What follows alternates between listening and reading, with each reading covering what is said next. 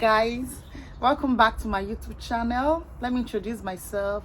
I am Winnie Joe and I speak on issues concerning international students and intending international students. To my new subscribers, welcome to the family. Don't forget to like and share and comment on every video that you see beneficial to you.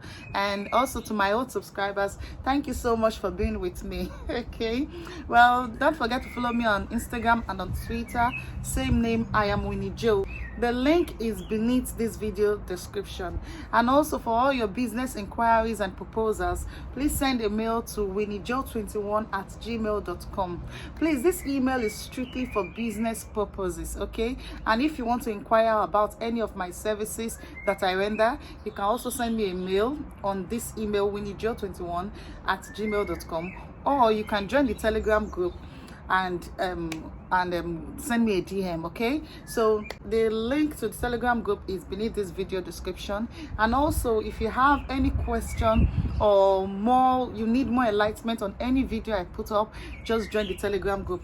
For all your questions, all your inquiries, all your observations, all your feedbacks, you can just comment in the comment section and also join the Telegram group for further explanation. Okay, don't forget about Amber Students. Amber Students is an accommodation organization. All you have to do is just to click on the link in this video description for further inquiries, okay?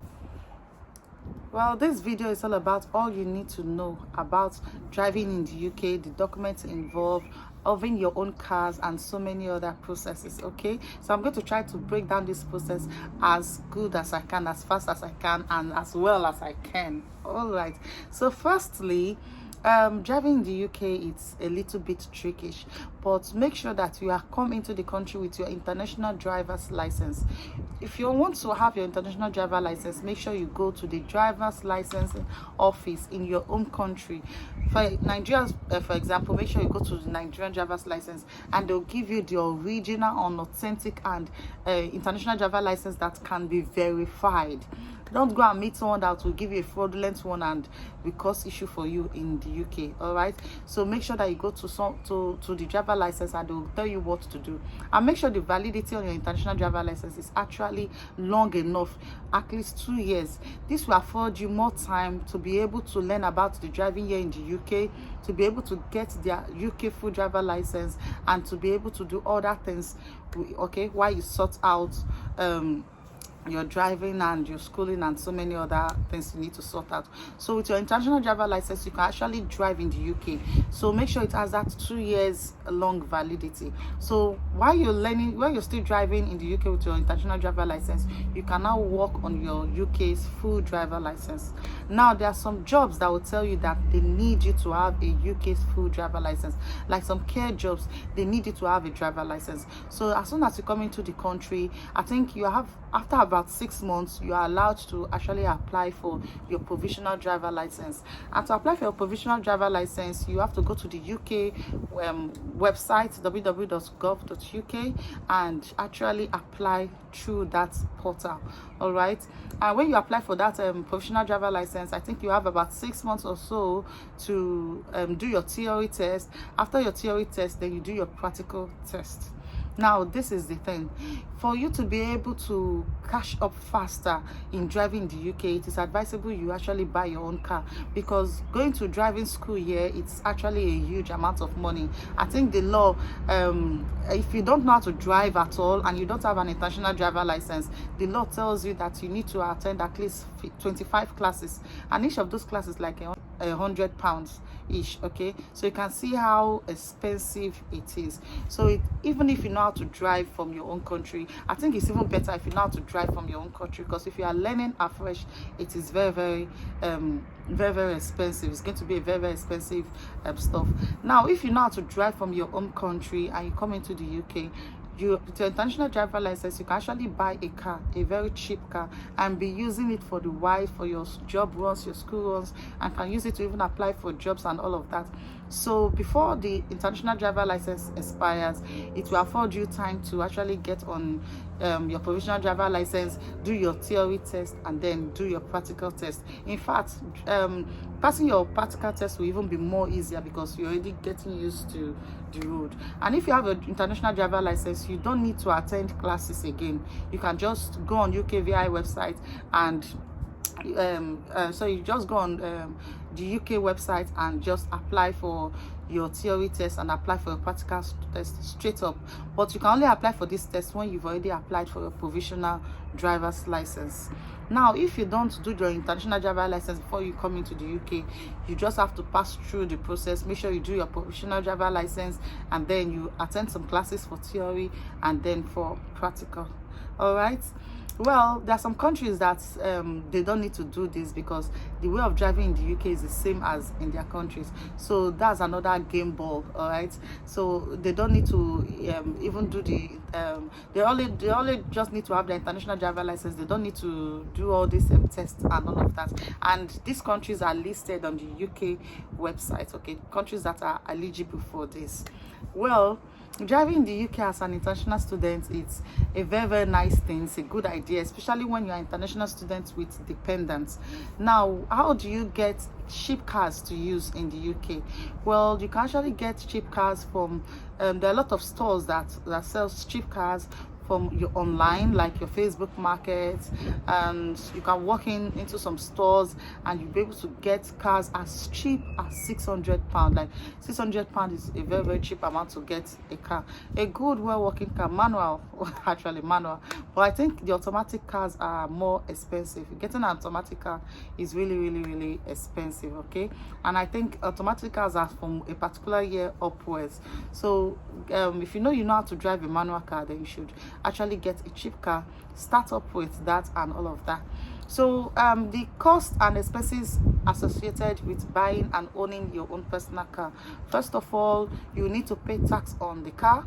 You need to pay insurance. The tax on the car cannot be transferred from the previous owner.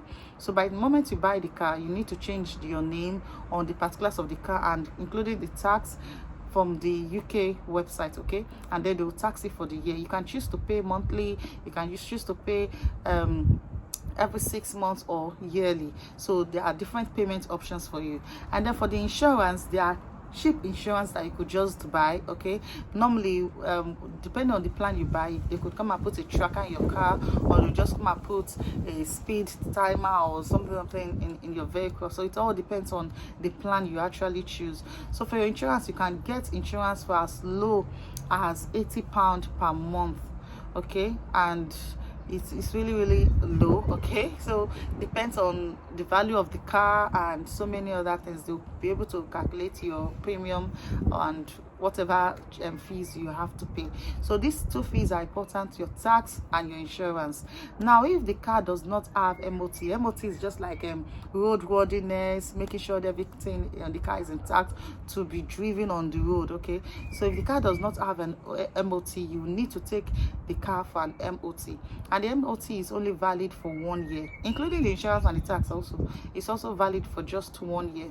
If the car comes with an MOT, good for you. It means that some of your charges, some of your expenses at first is really, really shortened, it's really, really cut down. Okay, but if it doesn't have, then you have to take your car to an accredited MOT mechanic or agent or outlet, and then they'll sort that out for you. I'm not sure about the amount on the MOT, but I think it all depends on the stuff that is spoiled in your car, whatever needs repairs and replacement. So I don't think it's really, really stable. So that's why it's important when you are buying a car, make sure you buy a car that is very good, that the parts are still good. You don't need to come and start replacing at the first instance.